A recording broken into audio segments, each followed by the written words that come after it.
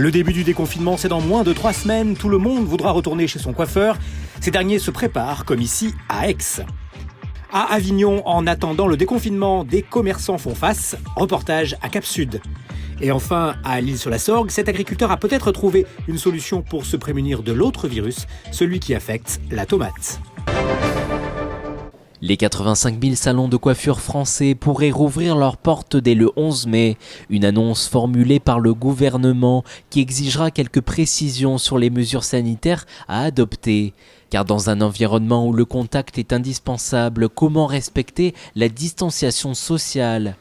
À Aix et Marseille, l'enseigne Sculpt a déjà son idée et s'organise depuis plus d'une semaine pour garantir un accueil des personnes des plus sécurisées dans ces 4 salons. On a redirigé les numéros de téléphone des salons pour pouvoir d'ores et déjà commencer à prendre des rendez-vous parce que c'est vraiment ça qui va permettre une bonne organisation.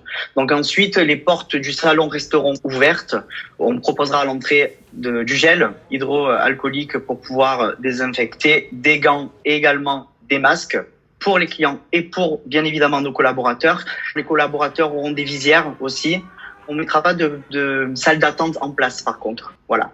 Donc, si des personnes sont en avance, etc., on les invitera à patienter à l'extérieur. Et donc, entre chaque client, il y aura 10 minutes de nettoyage du matériel, des fauteuils. Si on a besoin d'élargir les plages horaires et qu'on nous donne l'autorisation, bien évidemment, je pense que c'est quelque chose auquel on réfléchit beaucoup et qui sera possible. Et même s'il tarde aux coiffeurs de retrouver leur clientèle, le temps presse également pour le salon qui voit son activité au point mort depuis plus d'1 mois et des loyers et charges qu'il convient d'honorer. Quelques commerçants du centre commercial Cap-Sud restent ouverts avec une toute nouvelle organisation du drive, un plaisir pour les clients. On reste ouvert pour maintenir la vie, comme vous le disiez, à la clientèle de Cap-Sud, qui est une clientèle très voisine, qui est située géographiquement par rapport au quartier d'Avignon. Les commerces de proximité comme la presse, le fleuriste, le vendeur de café, également la pharmacie. On reste ouvert pour favoriser un peu et maintenir notre commerce en vie.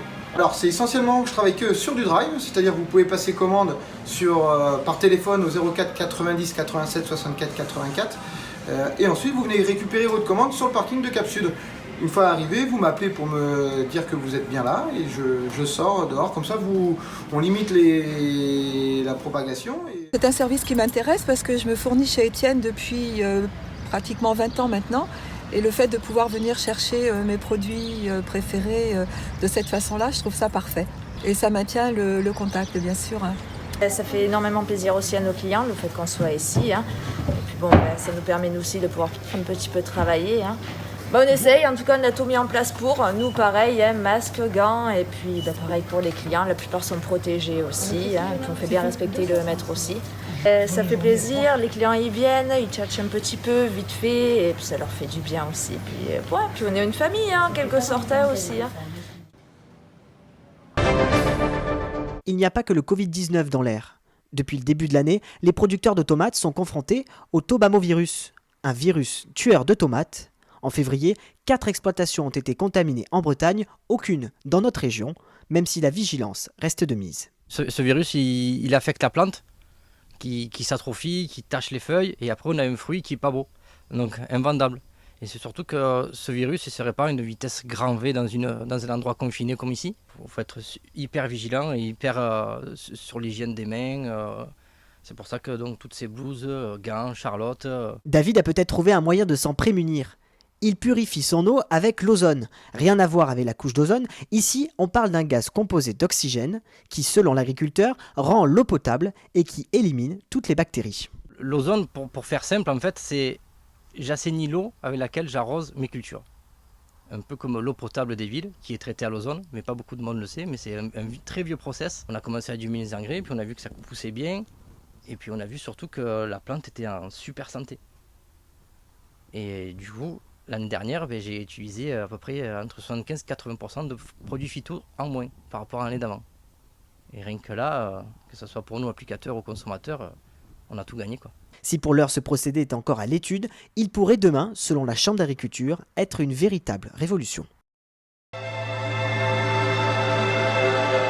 Après tellement de jours de pluie que ça fait plaisir de revoir enfin du soleil sur la Provence et la Corse, seul le sud de la Corse aura encore quelques gouttes et il y aura quelques nuages dans l'intérieur des terres à Aix ainsi que dans les Alpes de Haute-Provence.